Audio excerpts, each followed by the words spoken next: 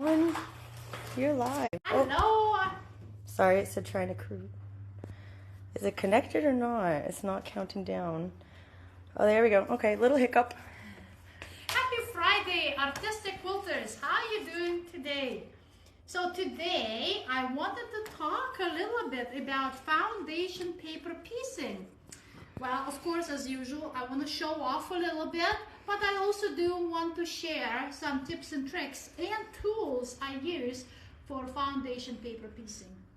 So, what is foundation paper piecing? It's a special technique where you get to use printed patterns on a paper to create those very type specific, very precise type of designs.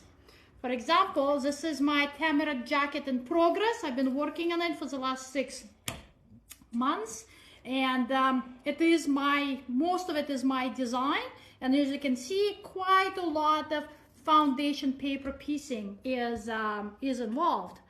Foundation paper piecing allows us to create quite an intricate types of quilts or types of products, right? Very intricate, lots of circles, lots of sharp edges. It's a very, very amazing technique. It does gives quite unlimited amount of imagination, and I absolutely love it.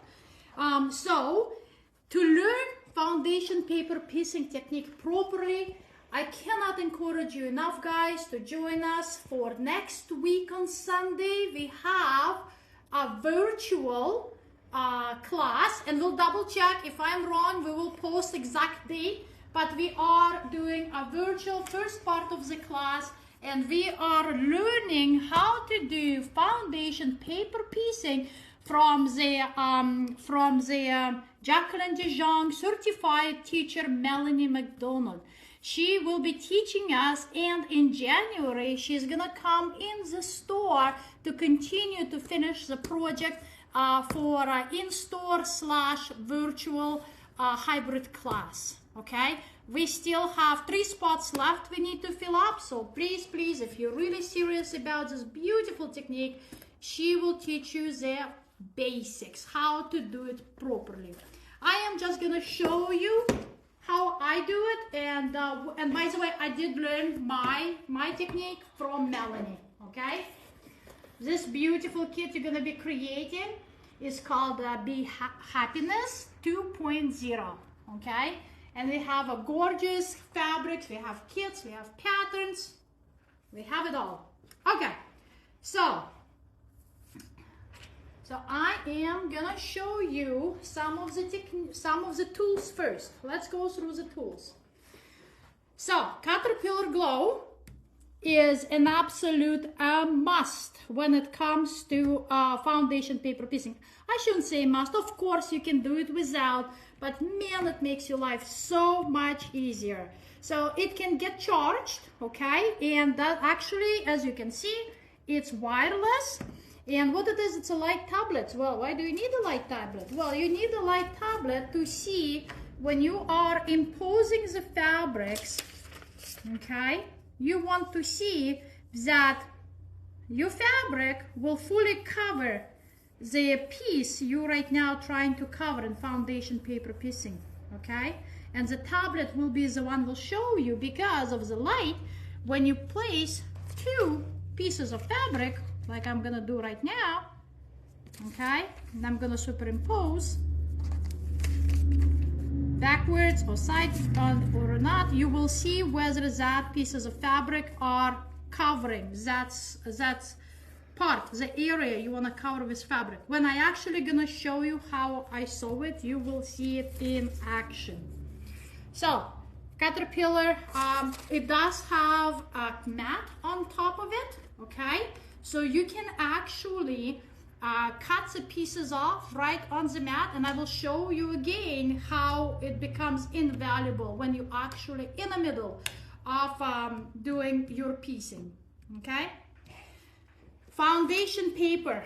So what's the difference? Why would you want to use a special foundation paper? So here I printed out a regular on a foundation paper, the pattern I'm going to be using today. And here I printed out the pattern at home because guess what? I forgot to grab the foundation paper for home. And you can see, well, this is a regular. So this is going to be very needle unfriendly. Okay, so you will have, your needle will get dull very, very fast. Okay.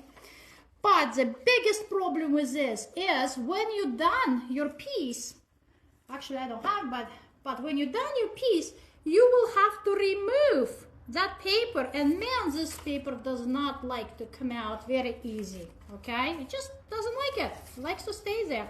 Considering this one is not magical, okay? So the foundation paper piecing is very, very thin type of paper.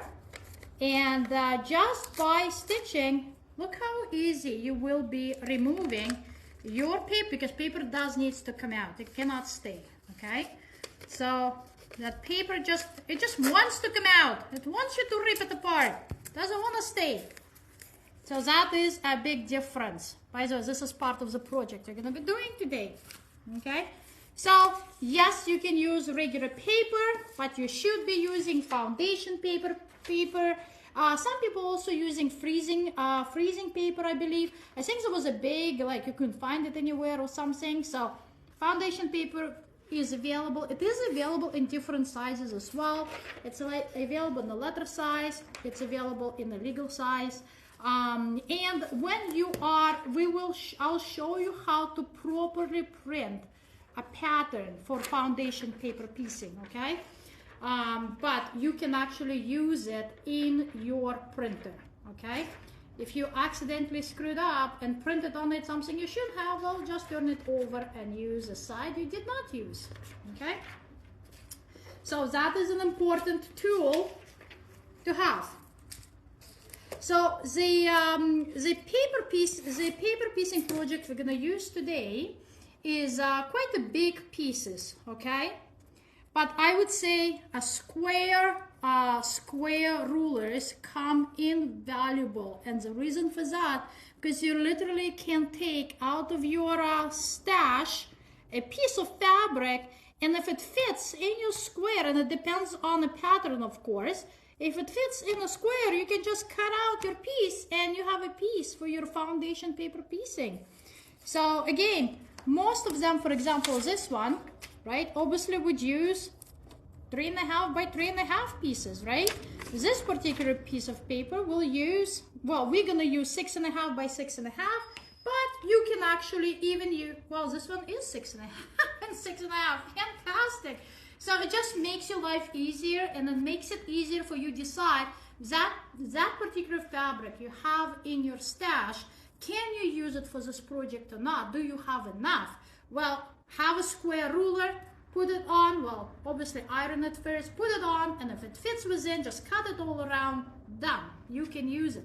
That's why those projects are magnificent stash busters, okay? Other tools I use is cutters, more like circular cutters. Why I love them? Well, again, I'm gonna put my fabric, I'm gonna put my ruler, okay, I'm gonna cut, use my quilter select, I'm gonna cut, and without losing the hold of my fabric, all I have to do, rotate my mat, and I cut. Perfect. We have, this one is OmniGrid, really good, very useful, as you can see, heavily used. But we also have a little bit fancier Martelli round cutting mats. So what's the difference? Well, guess what? It also has a little area for the ironing, okay? So because my mat doesn't have the ironing, I usually finger iron it, but I think that with a little travel iron will work amazing for foundation paper piecing. So anytime when you did your piece, you attached it, you can iron it to set it in, okay? So we have those available. I believe they come in 2 different sizes. So beautiful, beautiful stuff. Okay, so next what I want to talk to you guys about how to properly print out. As you can see, I printed out on foundation paper piecing, and how to properly print it out to make sure that your 1-inch circle, oh look at that, my mat is back to the game. There we go. My 1-inch circle actually is a 1-inch circle, and look at that, it's perfect. Okay, so we need to learn how to print it, because a lot of, especially tulip pink kits, some of the Stacy Days patterns are free of charge for you to download. Either we will send you the link to the which will come when you purchase a kit, or you can download it from freespiritsfabrics.com, and it will come as PDF file. Okay, so we need to know how to properly print specific parts for our foundation paper pieces. Okay, so I'm gonna go to my computer.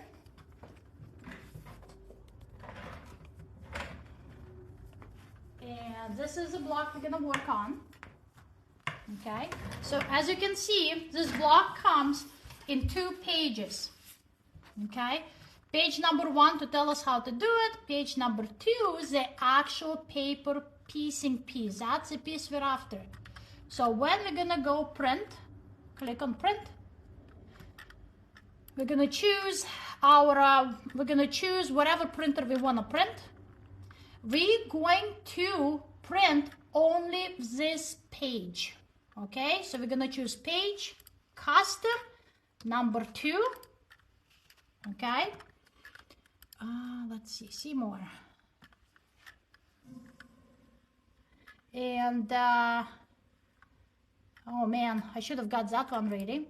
Anyway, so there will be an option to choose default. The size of the paper, you must choose default. Okay, it's very important, because if you're gonna choose fit to page, it will fit to page, and that 1-inch circle will no longer be 1-inch circle. Okay, you can see that you need to do fit to page, because look how big that block is. It's actually going almost to the edges of the page. So you must print it as a designer has intended to print it. Okay, if you printed it correctly, like I said it, your 1-inch square will equal your 1-inch square on your ruler. Okay, so we have the page, we have printed it out. What do we do next? On our handy dandy Caterpillar Glow, okay, I am gonna be cutting all the extra paper.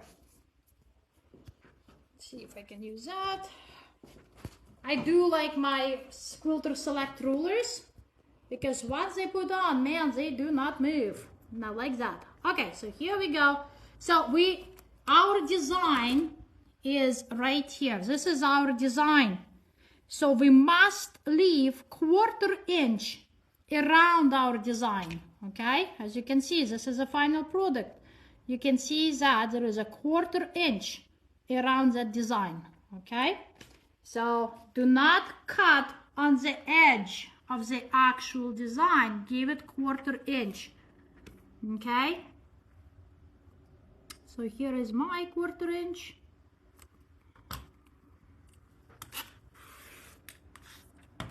Okay, gonna do it here now. 1/4 inch.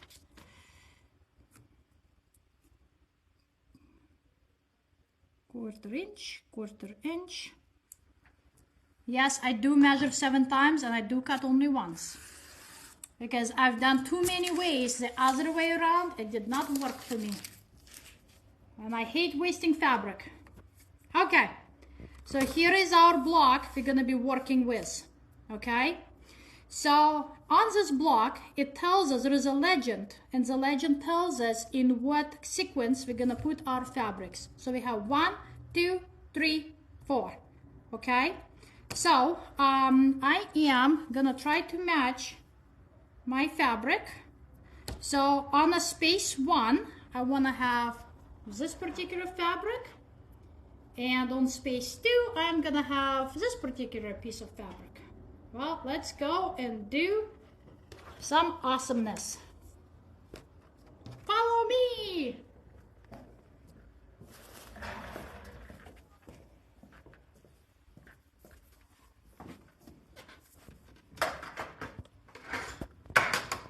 Okay.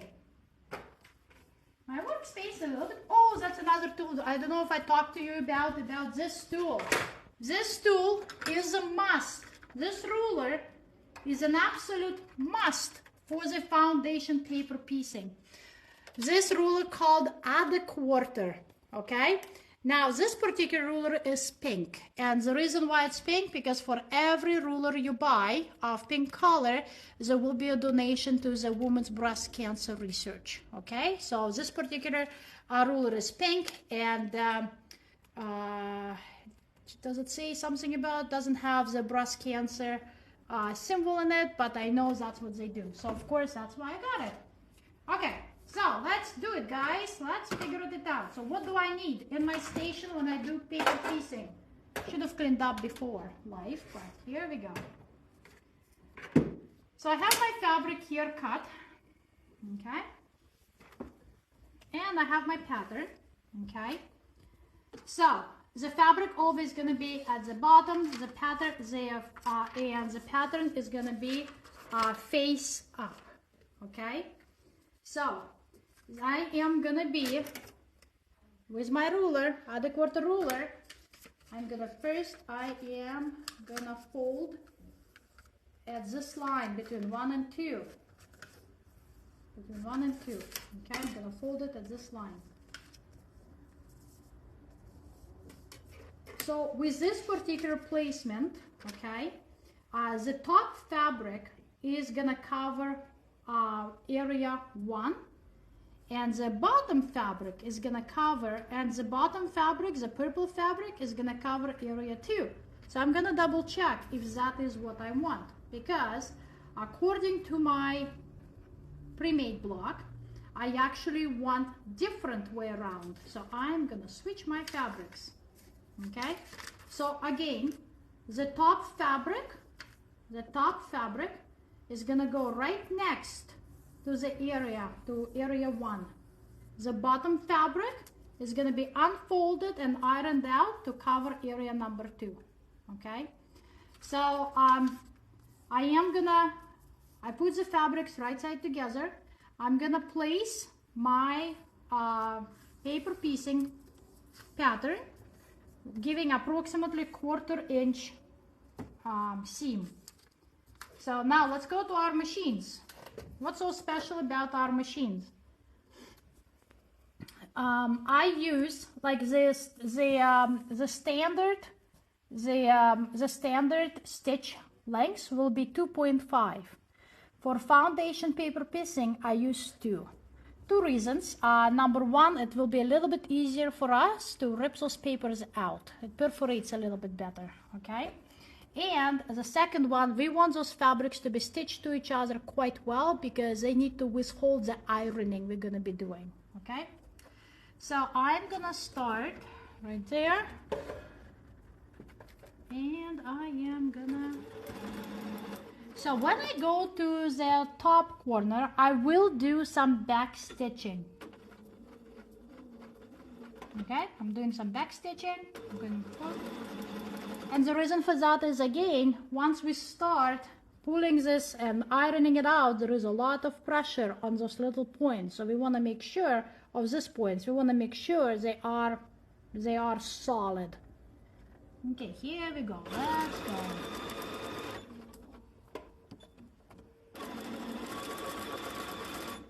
I need to switch the needle on my machine. That's why it's being difficult. So just ignore it for now. So as I go to the end, I'm gonna do back stitching. So the speed, do not go on the highest speed. Go somewhere in the middle, okay? You want those stitches to be straight and and you wanna back stitch right into your stitch. There we go. Okay, done. This cutting function is so nice. Okay, so let's see what happened. So we have stitched our first two fabrics. One thing is, you can use your tool to trim the seams. Okay. So as you can see, my seam here is a little bit too big, so I'm gonna trim it away. Okay, perfect. Done. Okay. So now we're gonna open it.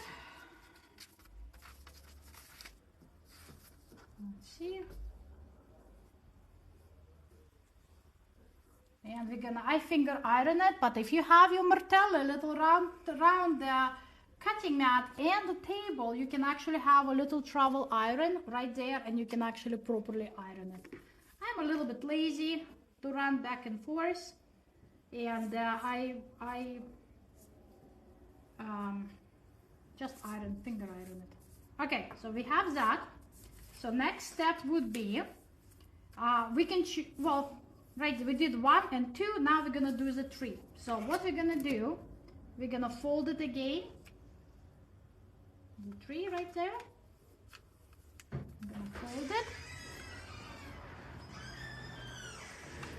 just like that. Okay. Then we're gonna use our other quarter, and we're actually gonna trim the excess of the fabric. So this particular ruler has a little ledge, so it's very easy to move. As you can see, it's very easy to move against the folded paper. Okay, so we're gonna fold it here, we're gonna cut it. There we go. Okay, so that piece, you can, chances are, and I'll show you how we can fit that piece probably again. That's why I like paper piecing so much. Now, this piece is quite big piece, okay? So I will need my light on. So here is the next piece of fabric. This is my background piece. I'm gonna make sure that right goes to right, which is right here. Okay, so the reason why you need the light box right now is because when you're trying to figure it out where you're going to have attached that piece, right? The piece is folded because your stitch line is going to be right here, but when you fold it, that folded piece needs to fully be on the fabric you use. And that's when this light box comes so invaluable, okay? As you can see, it's not just straightforward this way or that way. No, that piece in a folded manner needs to be fully fitted on our piece of fabric, okay? Can you see where it happens? So right there, okay? So I had to play a little bit.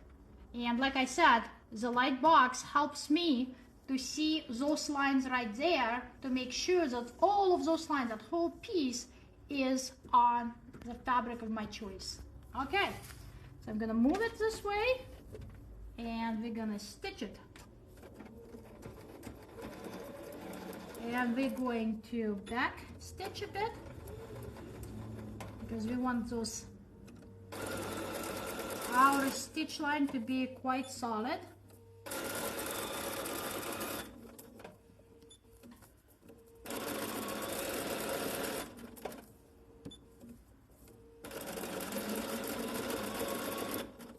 Bernina does not like to be ignored. So here we go. I'm gonna do a couple more stitches, and then I'm gonna back stitch.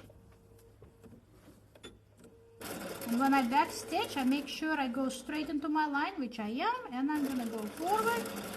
There we go. Done. Okay. So number 1, I'm gonna make sure that my positioning was correct, and I'm gonna do that by opening up the piece, and look at that, it's fully covered. Okay, Okay, but there is one more step I need to do.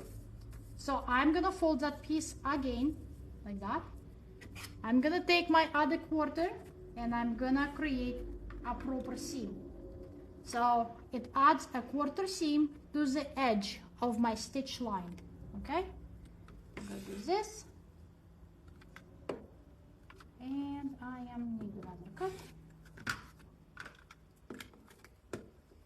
Okay, so now I'm gonna open it up. I'm gonna finger iron it for now. Just like that. And look at that. You can actually see through the light box that the whole piece is covered by this fabric. This is very important. I've done many mistakes where I did not, and I had to rip it all apart and put it again. And this paper is quite flimsy. It doesn't like to be ripped apart and put together. So you might as well do it correct, okay? If you do not have a light box, you can actually use the window at a full day light. You can also see it that way, making sure that your fabric is fully covering the area you're trying to cover, okay? So our last piece would be right here, number 4. So we're gonna use, like I said, this ruler is up. You cannot do paper piecing without this magnificent ruler. So we're gonna do that and that. Okay, perfect. We're gonna trim excess. We're gonna trim the fabric we do not need.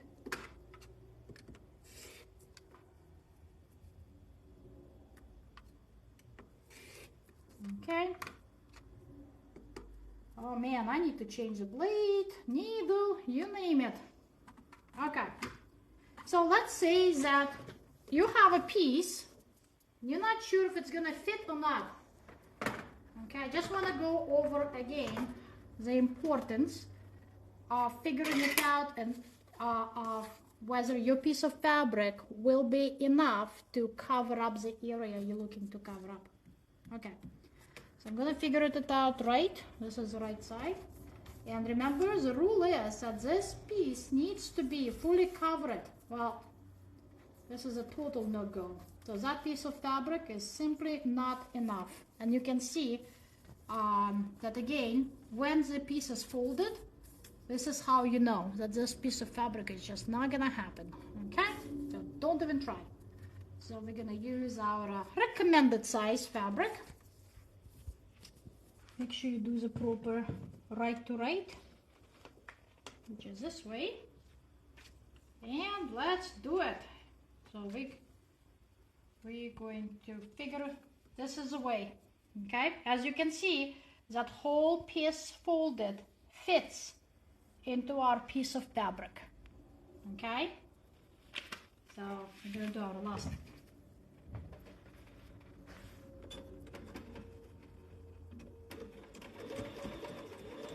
Remember to backstitch.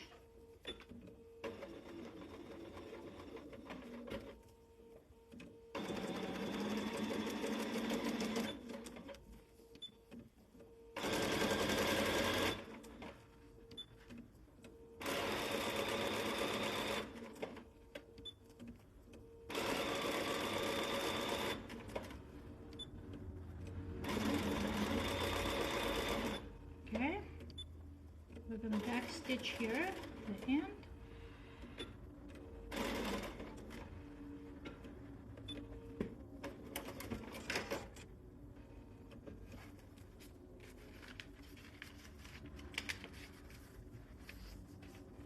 Perfect. Okay, so the last step would be, before we take it to the iron, we're gonna trim our seams using our other quarter ruler. Right there. Perfect. Okay, we're gonna open up that piece.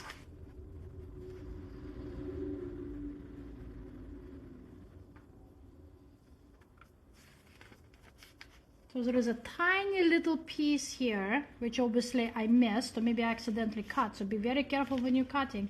But I think it will be okay. It's in a seam area. okay? Okay, so now I'm gonna take that whole thing to the iron. Okay, and I'm gonna iron it, setting my stitches in, like that. We're gonna set our stitch in, beautiful. Look at that piece coming along so nicely. Okay, and we're gonna trim it. This is where my rotating mat is coming into play.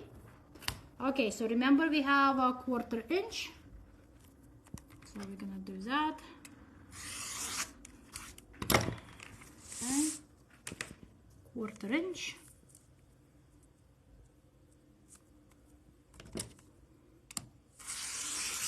Okay.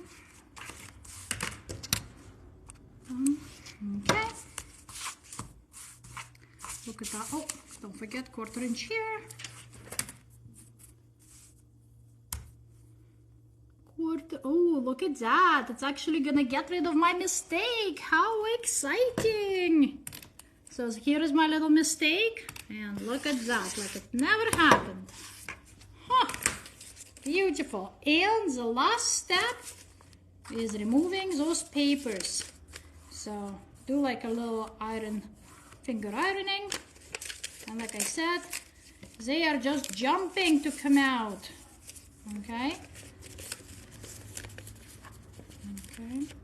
The paper needs to be fully removed, so don't make sure that all the little pieces, especially the ones at the top, which have been sewn through quite a few times, when you try to get like starting point to rip, just kind of do this, manipulate your fabric a bit. Here we go. Here we go. Okay, and just comes off. Oh, that little thing is still down, but it's okay. It looks like it's gonna be fully covered. But and look at that. Here is our paper pieced area. Do you see why I love paper piecing? It's absolutely magnificent skill. Allows you to use this beautiful fabrics, and it's a great stash buster, right? There's lots and lots of free patterns out there. We have lots of patterns, and you can create some great quilts with paper piecing, okay? So I think that's all I have for you today, guys. Next Friday, I actually am gonna show you how I do curve stitching. Next Friday, we're gonna be learning how to do curve stitching, which I love as well, okay? So if you have any questions, please stop by, check in, come and say hi. I think we still have lots and lots of chocolates from Wednesday. We want to give them away, okay? So come and get your chocolate, and we will be live on Monday at 9:30 a.m. Thank you so much for being with me this morning.